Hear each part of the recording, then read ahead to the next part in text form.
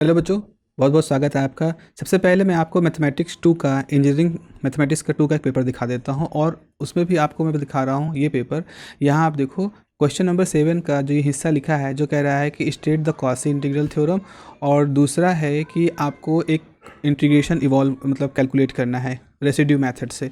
तो question number 7 का ए और बी पार्ट है, दोनों में से एक करना है। 7 नंबर का एक क्वेश्चन है। तो आप देखिएगा कि जो कॉम्प्लेक्स इंटीग्रेशन है उस कॉम्प्लेक्स इंटीग्रेशन से तो एक तो आपको 7 नंबर का बड़ा क्वेश्चन मिलता है जो कि सेक्शन सी का होता है। अब आते हैं हम अपने सेक्शन बी में। सेक्शन बी में आप देखो यहाँ पर ये जो सेक्शन ई है जिसमें कि आपसे क्वेश्चन पूछा गया है, ये भी कंटूर इंटीग्रेशन का ही एक क्वेश्चन है। उसके बाद तो साथ साथ 14 नंबर हो गए। और फिर देखो सेक्शन ए में ये जो आखिरी क्वेश्चन है जी, ये भी उसी पोल सिंपल पोल वगैरह को निकालने से रेसिड्यू निकालने का है, तो ये भी आपका 2 नंबर का है। तो 7 7 14 और 2 16। इन क्वेश्चन को मैं इसलिए आपके सामने रख रहा हूँ क्योंकि ये अबव एवरेज स्टूडेंट ही अटेम्प्ट करते हैं। This is the fact. अगर 100% की बात करूँ तो 70% बच्चे या तो ये क्वेश्चंस छोड़ देते हैं या इसको ऐसे ही अलग बगल करके अगल बगल करके छोड़ देते हैं, मतलब वो इसको स्कोर नहीं कर पाते हैं। तो ये जो रेसिड्यू थ्योरम और कॉम्प्लेक्स इंटीग्रेशन के जो प्रॉब्लम है, इनको अगर आप नहीं कर रहे हैं तो आप सीधे सीधे 70 में से 50 नंबर के लिए ही फाइट कर रहे हैं। आप तो 16-17 नंबर तो छोड़ ही दे रहे हैं, मतलब 54 नंबर के लिए आप फाइट कर रहे हैं। और जो अच्छे बच्चे हैं, जो मेहनती बच्चे हैं, जो टॉपर जिनको आप कहते हैं, वो हैं जो कि इन क्वेश्चन को भी टारगेट कर रहे हैं। अब सवाल आता है कि इसको क्यों गलत कर रहे हैं। तो इसका सीधा सा जवाब यही है बच्चों, क्योंकि कॉन्सेप्ट्स क्लियर नहीं है और इसी वजह से जो है ये सारी प्रॉब्लम आ रही है। सिंपल सा है इसका, और उस तक कोई दूसरा कोई दैवीय कारण इसके पीछे नहीं है। तो आज की जो इस वीडियो है इसमें मेरा मकसद जो रहेगा वो बच्चों ये रहेगा कि आपको इस तरह के क्वेश्चंस, जो इस तरह के क्वेश्चन आए हैं, उनको मैं आपको समझा सकूं, एक दो मेथड से समझा सकूं, ताकि आप जब इनको अटेम्प्ट करो तो एक एल्गोरिथम को आप फॉलो करो। आपको ये ना रटना पड़े कि अरे ये क्वेश्चन तो मैंने लगाया था कि नहीं लगाया था। आपको याद ना करना पड़े, क्योंकि मैथमेटिक्स में याद करने वाला नहीं है। It is just a process जिससे कि आपको उसको फॉलो करना है। चले पहले देखें, हमारे पास इंटीग्रेशन जो कि क्वेश्चन आया है वो ये है कि आई जो है इंटीग्रेशन जो है वो है 0 से लेकर के 2 पाई तक cos 2 theta divided by 5 + 4 cos theta D theta. ये हमारे पास क्वेश्चन है और इस क्वेश्चन को बच्चों हमें रेसिड्यू मेथड से, कॉम्प्लेक्स इंटीग्रेशन के मेथड से सॉल्व करना है। याद रखें इस चीज़ को, मैं आपसे कहूँगा कि अगर आपके पास कभी भी ऐसे है फंक्शन है, जैसे मान लो साइन थीटा के साथ है या कॉस थीटा के साथ है, अगर इस तरह का आपका फंक्शन, जैसा कि यहाँ पर ये फंक्शन दिया हुआ है और ये जो फंक्शन दिया हुआ है, तो इसको जब भी आपको इस तरह सॉल्व करना हो तो एक प्रॉब्लम को आप समझिएगा e की पावर आई थीटा। इस ट्रांसफ़र को, इस पैरामीटराइजेशन को आपको याद रखना है। आप इस तरह के कॉन्सेप्ट को याद रखिए कि आपको z जो है वो e की power i theta, basically Euler का ही एक्सप्रेशन है, ये आपको याद रखना है। इस तरह से आपको सबसे समझना है। अब इसका मतलब क्या है मैं आपसे बात करूंगा। तो सबसे पहले तो आपको e की पावर आई थीटा को z के बराबर लिखना है। अच्छा, इसका मतलब ये है कि आप z बराबर लिखना चाह रहे हो cos theta plus i time sine theta, चूँकि आयलर फार्मूला ऐसे ही एक्सपेंड होता है। अब अगर मैं कहूँ कि real of z is what, real of z is cos theta, तो अब cos थीटा है, ओके। या कह लो अगर e की पावर 2 आई थीटा है और आप उसका रियल पार्ट लोगे, तो यानी कि आप ले रहे हो real part of cos 2 theta plus i time sine 2 theta, यानी कि cos 2 थीटा। तो cos 2 थीटा को आप लिख सकते हो रियल पार्ट ऑफ e की power 2 i theta. I hope इसमें कोई प्रॉब्लम आपको नहीं होगी। तो इस तरह से हम ऐसे लिख सकते हैं कि i बराबर रियल पार्ट ऑफ 0 to 2 पाई, अभी मैं रहने दे रहा हूँ, this is real of e की power 2 time I theta divided over 5 + 4 cos theta D theta. अच्छा, यहाँ पर आप कहोगे सर ये आपने डिनोमिनेटर में इसको क्यों नहीं रखा है। कहूँ कि e की power 2 i theta upon 5 + 4 cos theta है, तो इसका मतलब है आपने लिखा है cos 2 theta upon this 5 + 4 cos theta plus i time sine 2 theta upon 5 + 4 cos theta. तो रियल पार्ट का मतलब है आप ऑलरेडी वही जो आप यहाँ पे लिखे वही चीज़ है। तो इसलिए इस कन्फ्यूजन मत रहिएगा, आप इस cos थीटा को भी आप रियल पार्ट के फॉर्म में लिख रहे हो, इस रियल में ये इंक्लूडेड है। Okay, so now you have this thing. अब यहाँ पे आपको क्या लिखना है, z is equal to E की पावर आई थीटा। सो इसका मतलब है कि Z square is equal to E की पावर 2i थीटा। देखते हैं कि कॉस थीटा बराबर क्या होता है।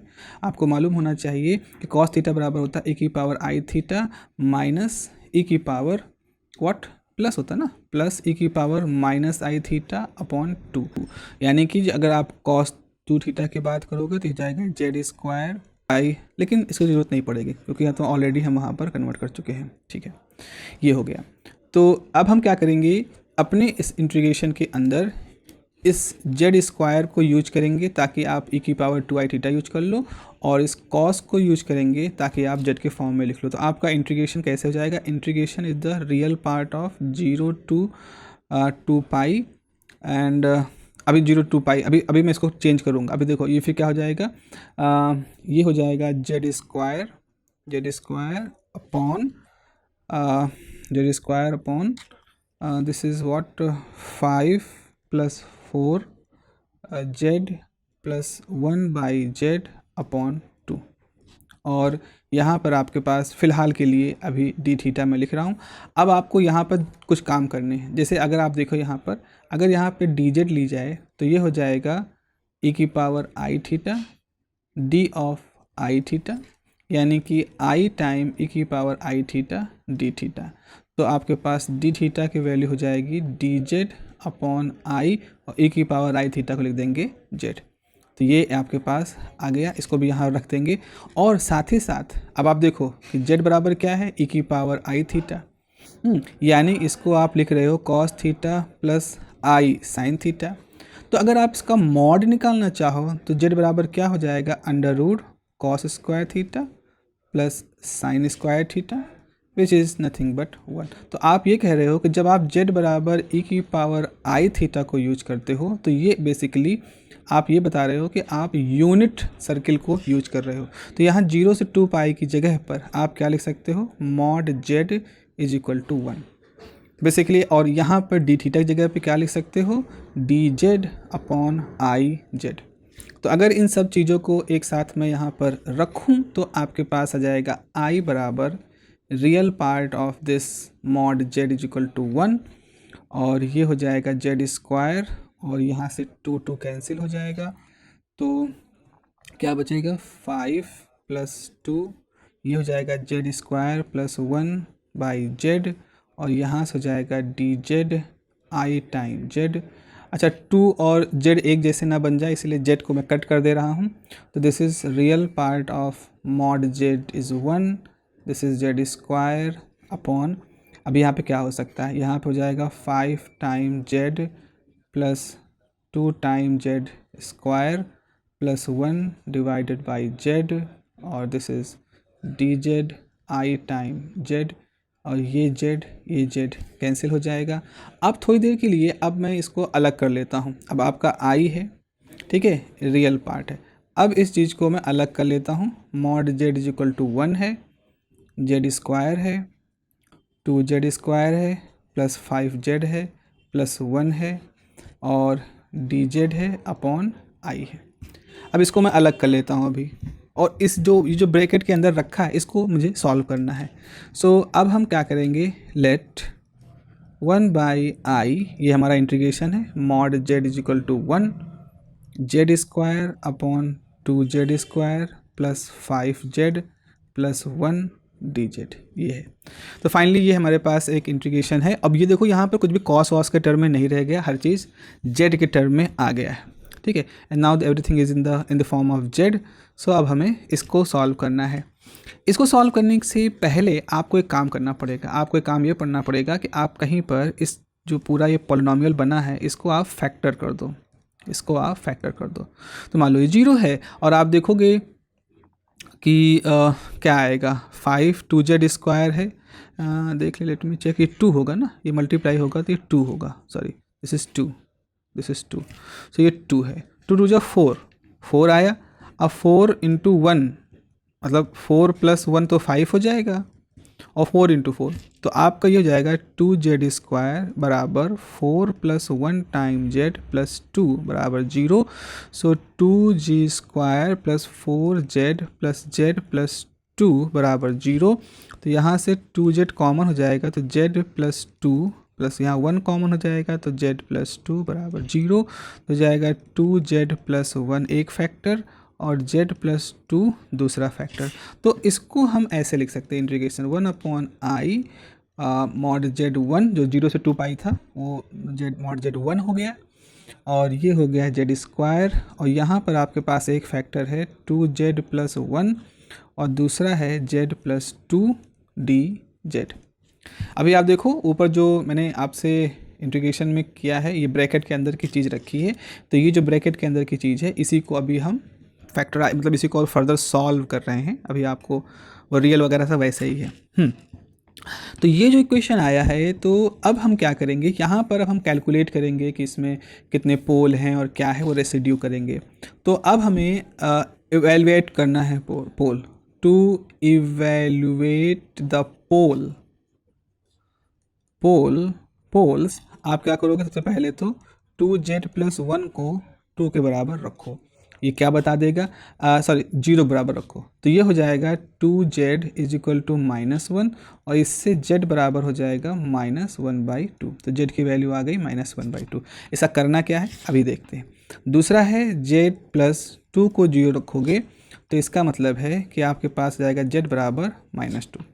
अच्छा, अगर इसका हम मॉड लें तो मॉड z मतलब mod -½ that will be the half, तो ये एक पॉइंट शो कर रहा है, हाफ कोई पॉइंट शो कर रहा है। अच्छा, यहाँ पर अगर हम मॉड z लें यानी कि मॉड 2 लें, दिस विल बी 2।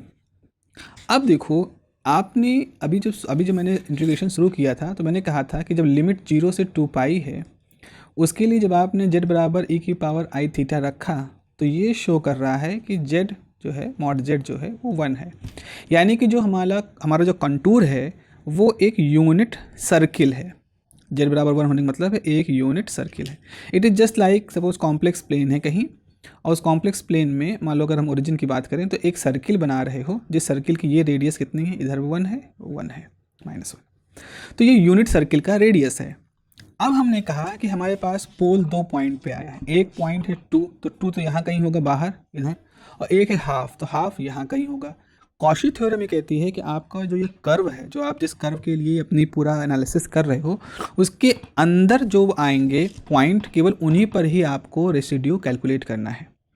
तो आपका जो रेसिड्यू कैलकुलेशन होगा वो सिर्फ उन पॉइंटों पे होगा जो इस सर्किल के अंदर है। और चूँकि सर्किल कैसी है, आपने जो सिंप्लीफिकेशन के लिए पैरामीटराइजेशन के लिए जो सर्किल माना है वो यूनिट रेडियस का है, तो सिर्फ एक पॉइंट है z is equal to half जो कि इसके अंदर आ रहा है, z इज इक्वल टू 2 बाहर आ रहा है, तो इसके ऊपर हम बात नहीं करेंगे, हम सिर्फ पोल पे यानी कि हाफ पर ही कैलकुलेट करेंगे। सो हम यहाँ पे कहेंगे only z is equal to half. अब यहाँ -½ का मतलब होगा लेफ्ट में, तो मेन मकसद हाफ से 1 से कम है। सो हमें क्या करना है, सो ओनली z बराबर half is with in circle,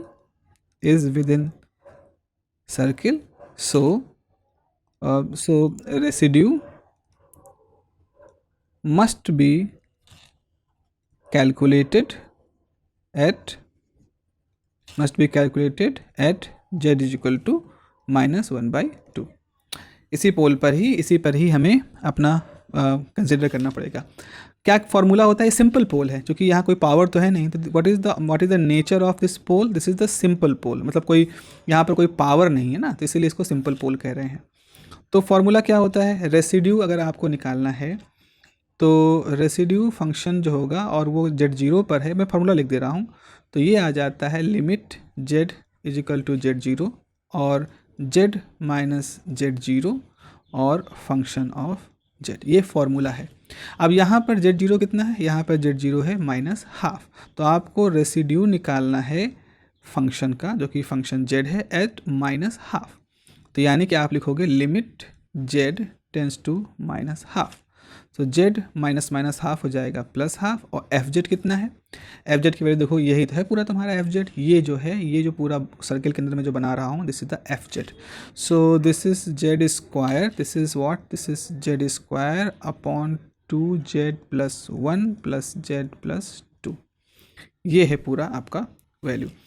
तो अब यहाँ पर एक काम आप कर सकते हैं, अभी आप लिमिट मत रखें, लिमिट z टेंस टू -½ आप लिखोगे जेड प्लस हाफ, इधर लिखोगे जेड स्क्वायर और यहाँ पर आप 2 कॉमन ले लोगे तो बचेगा जेड प्लस हाफ और यहाँ पर z plus 2 as it is रह जाएगा।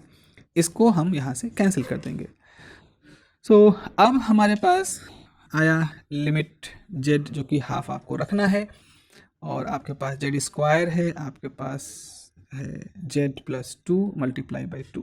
अब आप क्या करो, हाफ रख दो, तो माइनस हाफ रखोगे जेड की जगह पर तो आपके पास आ जाएगा minus half plus 2 multiply by 2। So this is 1/4 and यहाँ पे क्या हो जाएगा, यहाँ पे हो जाएगा 2 दूनी 4, 4 में से 1 गया 3/4 गुणे 2, ये इससे कट गया तो ये क्या हो जाएगा 1/4, 1/4 और दिस इज़ 2/3 तो ये हो जाएगा 1/6।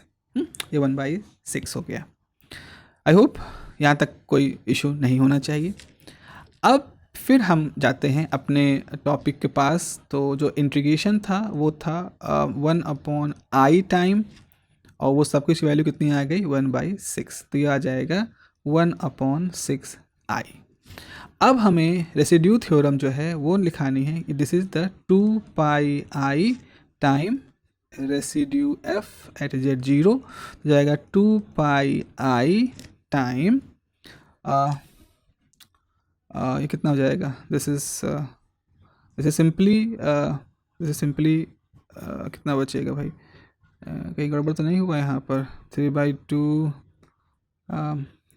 होना चाहिए, क्या लिख दिया, तो दूनी 4, 3/2 होना चाहिए ना, 2 कैंसिल हो गया, तो this is 12, this is the 12, this is 12, this is 12, I mistake 1/12 12i, तो दिस इज 1/12 i, तो i कैंसिल, 2 कैंसिल, तो दिस इज π/6। इस तरह से आपका आंसर आ गया।